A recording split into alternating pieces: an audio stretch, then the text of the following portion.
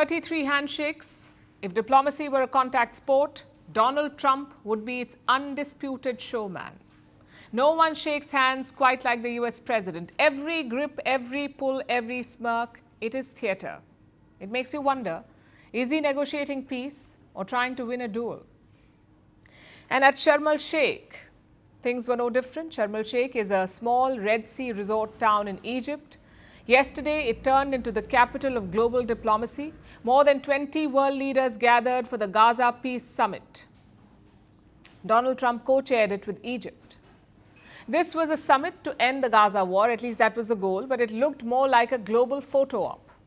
The massive backdrop read, "Peace in the Middle East" in gold letters. The stage was framed by flags and cameras. Donald Trump declared victory, the crowd applauded, and the leaders smiled. United Kingdom, where's United Kingdom? Where's our friend? Where? Come here. Is everything going good? Very good. It's very nice that you're here. These people all came in like 20-minute notice, and I think it's fantastic. And we have so many others, and just so many others. Before any talks began, came the main act, handshake diplomacy. Trump stood before the giant peace sign, waiting like a showman on stage. One by one, world leaders walked in, they shook hands, Trump made a comment or two, and then on to the next. But a few moments went viral, like this one. The Trump-Macron handshake duel, part 3. The French President Macron approached, all smiles. They clasped hands and did not let go. The handshake continued for 27 seconds. Trump pulled Macron closer. Macron tightened the grip. Both smiled for the cameras, even as their knuckles turned white.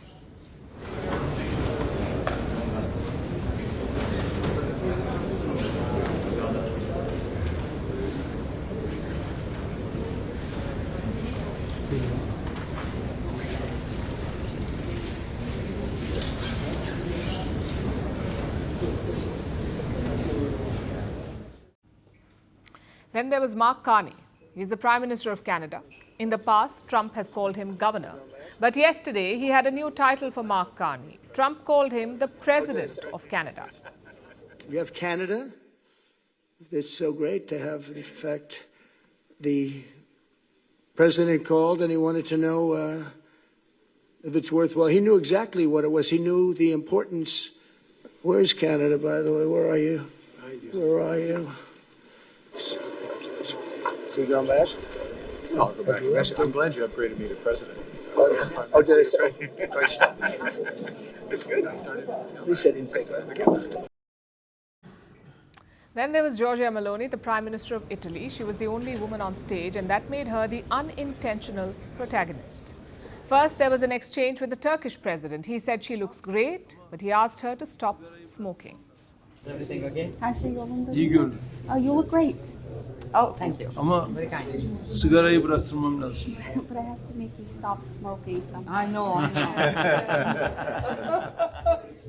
I don't want This to kill is somebody. impossible. Yeah. And then it was Trump's turn. He could have said a lot of things about Meloni. After all, she is Italy's first prime minister, first female prime minister, and they have ideological similarities. But this is what Trump chose to call her, a beautiful young woman. Italy, we have a woman, a young woman who's, I'm not allowed to say it because usually it's the end of your political career if you say it. She's a beautiful young woman. Now, if you use the word beautiful in the United States about a woman, that's the end of your political career, but I'll take my chances. Where is she? There she is. You don't mind being called beautiful, right? Because you are. Thank you very much for coming. We appreciate it. She wanted to be here, and she's incredible, and they really respect her in Italy. She's a very successful politician. The room laughed, but the internet did not, and rightfully so. Because when you're the only female leader in a room full of men, the bar is higher for you, and the jokes, they just land lower. But it wasn't as bad as the one with the UAE official. Trump pointed at him and said this.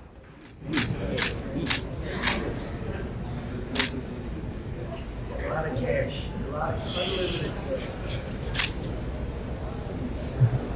He's a good man.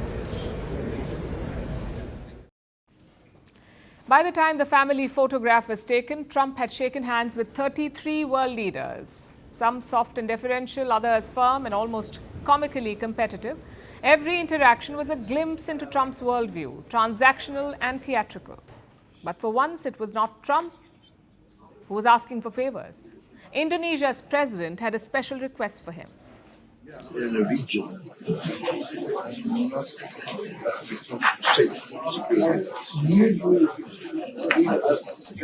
can you meet Eric?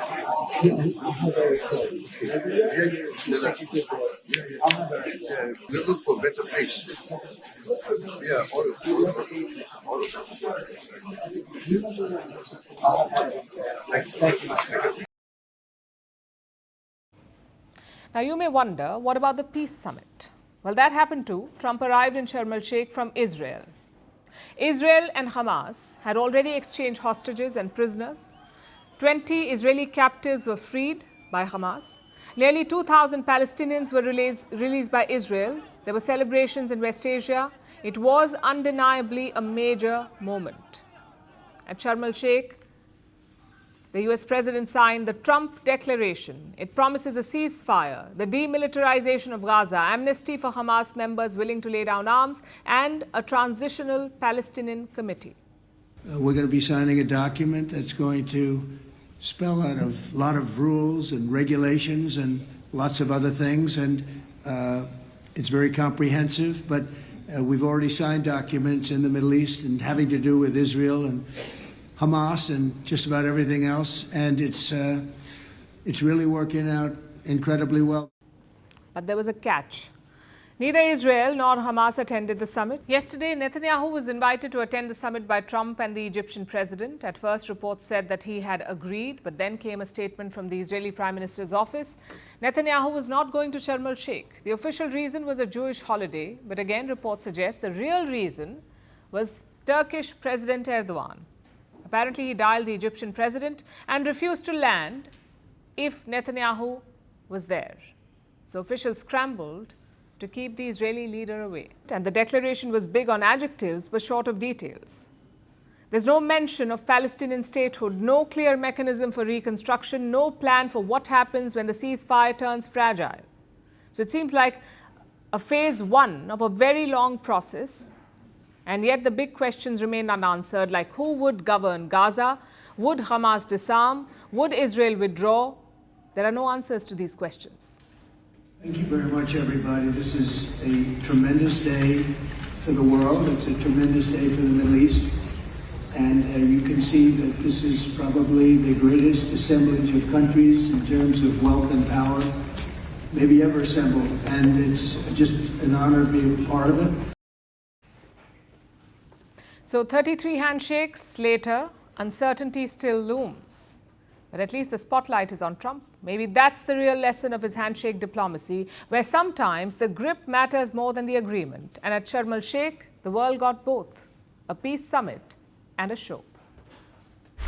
Want the facts? The latest developments? News that gets straight to the point.